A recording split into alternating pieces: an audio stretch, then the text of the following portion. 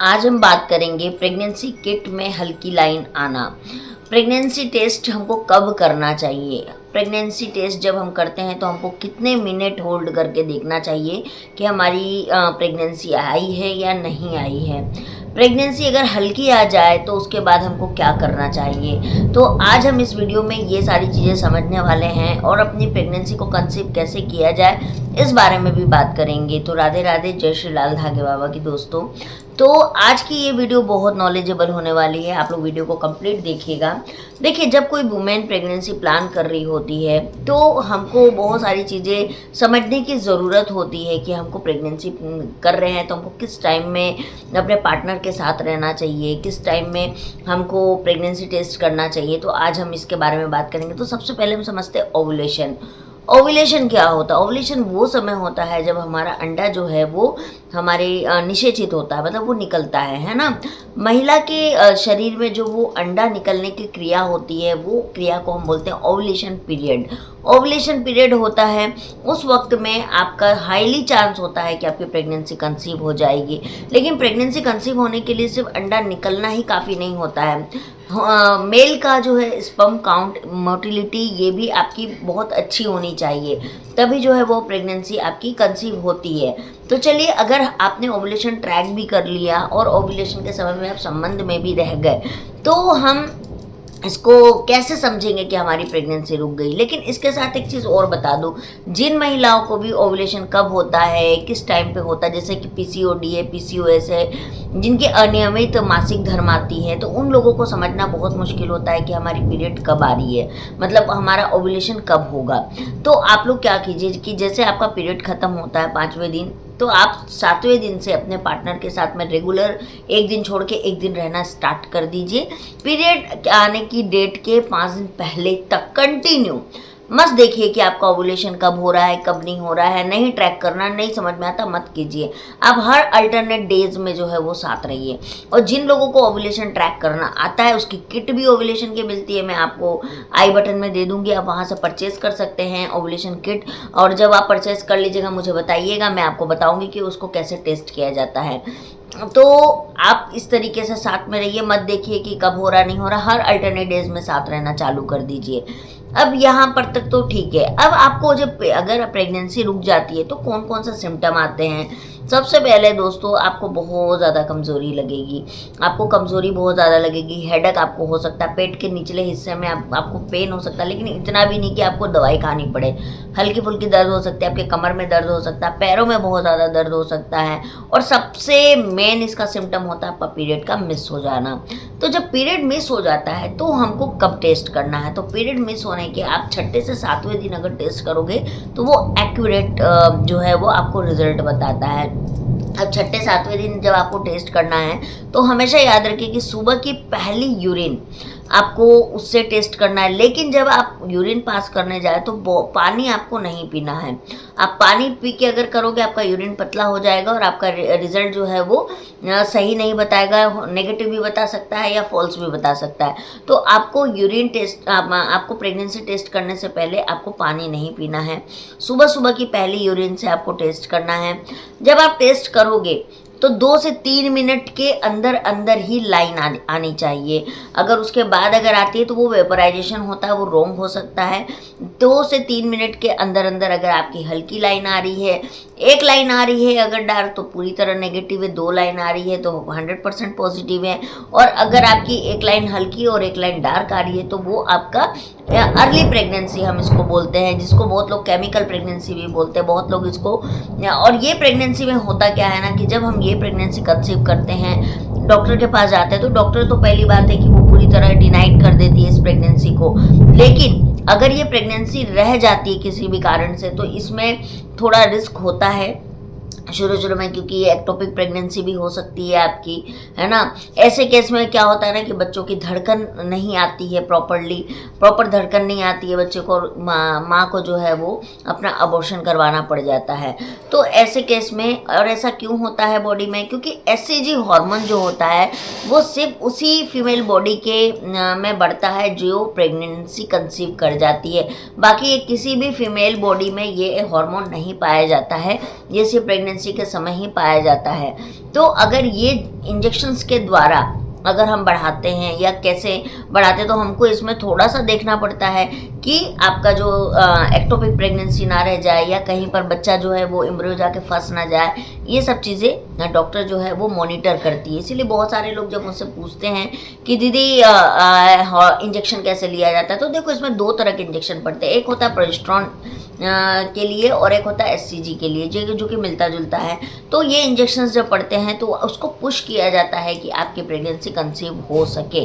और एम्ब्रियो क्या होता है, एक ब्लड का थक्का होता है ना, वही होता है। तो आपको इस तरीके से आपको प्रेगनेंसी टेस्ट करना। अब प्रेगनेंसी टेस्ट करने के बाद में सपोज आपको लाइट लाइन आ गई, तो आज मैं आपको मेडिकली कुछ समझा रही हूँ, उसके बाद में बाबा के द्वारा समझाऊंगी आपको। तो आपको जब ऐसा आ जाए तो आप आज जैसे मान लीजिए टेस्ट किए, फिर एक दिन छोड़ के फिर दूसरे दिन वापस से टेस्ट कीजिए। 2 दिन के अंदर अंदर अगर आपकी प्रेगनेंसी है तो आपका 100% एससीजी हार्मोन बढ़ जाएगा। और अगर आपका प्रेगनेंसी नहीं है, वो केमिकल प्रेगनेंसी थी या है ना, तो वो आपका जो 2 दिन बाद आप टेस्ट करोगे तो वो पूरी तरह से लाइन गायब हो जाएगा। और ये बहुत सारी महिलाओं के साथ होता है। इनफैक्ट उन महिलाओं के साथ ज़्यादा होता है जिनको हार्मोनल इम्बैलेंस की समस्या होती है, उनको बहुत ज़्यादा होता है ये चीज़ें। तो इसमें आपको घबराना नहीं है। इसके लिए आपको डॉक्टर से मिलना है, डॉक्टर से मिल के उनके द्वारा जो दी गई मेडिसिन है वो खाना है। एक चीज़ और कहूँगी, अगर आप प्रेगनेंसी प्लान कर रहे हैं तो फॉलिक एसिड ज़रूर लीजिएगा। फॉलिक एसिड, आयरन और विटामिन डी, ये 3 जो सप्लीमेंट्स होते हैं वो प्रेगनेंसी को कंसीव करने में बहुत ज़्यादा मदद करते हैं। आयरन हमारी बॉडी में एनीमिया को रोकता है, खून की कमी को रोकता है। विटामिन डी जो है उसकी कमी से भी बहुत ज़्यादा प्रॉब्लम्स होती है, कंसीव नहीं कर पाती है फीमेल बॉडी। और अगर फॉलिक एसिड की कमी रहेगी तो आपका कंसीव तो हो जाएगा लेकिन मिसकैरेज हो जाएगा। अगर आप फॉलिक एसिड लेते रहेंगी तो आपके बच्चे का मस्तिष्क, दिमाग, उसके सारे न्यूरोलॉजिस्ट, ये सारे कुछ जो है ना, उसके नर्वस सिस्टम, ये सारे बहुत अच्छी तरीके से डेवलपमेंट होते हैं। मिसकैरेज होने से फॉलिक एसिड रोकता है। तो ये आप ज़रूर लीजिएगा अगर आप मेडिकली ट्रीटमेंट ले रही हैं। अगर नहीं ले रही हैं तो डॉक्टर के परामर्श से आप ज़रूर लीजिएगा। वैसे मैं आपको one of the best folic acid, vitamin D, यहाँ पर मैं आपको आई बटन में दे रही हूँ, जो मैं लेती हूँ है ना। मैं आपसे बिल्कुल झूठ नहीं बोलूँगी, मैं लेती हूँ क्योंकि डॉक्टर ने मुझे बोला हुआ है कि आपको फॉलिक एसिड और विटामिन डी के सप्लीमेंट्स कंटिन्यूसली लेनी है, तो मैं लेती हूँ। अब बात कर लेते हैं बाबा की तरफ से कि जैसे ही आपका जो है वो लाइट लाइन आ गई है, आप अखंड दीपक चालू कर लीजिए। अखंड दीपक जो है वो सुबह के समय से आपको करना है। आप अखंड दीपक करिए, कम से कम आपको कब से करना है, पीरियड के डेट के 5 दिन पहले से आप चालू कर लीजिए और करते रह जाइए। लेकिन अगर किसी कारण से आप भूल गए हैं, आपने नहीं किया है और आपका जो आपने प्रेगनेंसी चेक किया वो हल्की लाइन आई है, तो आप जो है वो अखंड दीपक चालू कर लीजिए। उसको कंटिन्यू 2-4 दिन 5 दिन जलाइए और उसके बाद आप देखिए टेस्ट करके कि ये पॉजिटिव आया कि नहीं आया। देखिए दोस्तों, मेरे साथ एक्चुअली होता है ना कि मेरे को हल्की लाइन हमेशा आती है क्योंकि हार्मोनल मेरे इम्बैलेंस्ड की समस्या मुझे रहती है, इस वजह से आती है। और बहुत सारी फीमेल्स को ये चीज़ होती है बॉडी में कि कंसीव होता है लेकिन अर्ली मिसकैरेज हो जाता है, और मेरे साथ सेम चीज़ होती है। और मैंने फॉलिक एसिड बहुत टाइम नहीं लिया था, लेकिन इस बार 2 महीने से मैं फॉलिक एसिड ले रही हूँ, तो आप भी लीजिए। और अखंड दीपक करिए, अखंड दीपक से भी बहुत फ़र्क पड़ता है। देखिए, मेरा तो एक मानना है कि दवा और दुआ ये दोनों बहुत ज़्यादा ज़रूरी होती है। मैं दवाई को भी मानती हूँ और मैं भगवान को भी मानती हूँ, और दोनों का अगर मिक्सअप हो जाए ना तो हमारे रिजल्ट आने के बहुत 100% चांस होते हैं। क्योंकि एक चीज़ बहुत सच है दोस्तों कि आप कितनी भी मेडिसिन कर लो, कितना भी डॉक्टर को दिखा लो या कुछ भी कर लो, लेकिन अगर ईश्वर की इच्छा नहीं होती है तो फिर वो प्रेगनेंसी नहीं रहती है। और अगर ईश्वर की इच्छा होती है तो वो प्रेगनेंसी को होने से कोई भी नहीं रोक सकता है ना। तो ईश्वर की इच्छा बहुत मायने रखती है, इसीलिए आप ईश्वर को भी खुश रखिए और साथ में अपना अच्छा से अच्छा ट्रीटमेंट कराइए। अगर जो महिलाएं घर में बैठी हुई हैं, बाबा की पूजा करी 1-2 साल हो गए, तो मैं तो उनसे बोलूँगी एक बार कि आप ज़रूर से डॉक्टर को दिखाइए, डॉक्टर से ट्रीटमेंट भी लीजिए और बाबा की पूजा भी आप साथ ही साथ कीजिए, व्रत कीजिए, अखंड दीप कीजिए, सब कुछ कीजिए। 1-2 साल अगर आपने देख लिया है तो। और अगर आपको लगता है कि नहीं मुझे बाबा को ही देखना चाहिए, बाबा से ही करवाना चाहिए, तो इसमें मैं आपको कुछ भी नहीं बोल सकती हूँ, आप कर सकते हैं, यह आपकी निजी राय है। इसमें मेरा बोलना कहीं से भी उचित नहीं है। लेकिन एक चीज़ आप हमेशा याद रखिए कि मेडिकल साइंस जो है वो भी आप ही के लिए बना है, आप ही की सुविधा के लिए बना है।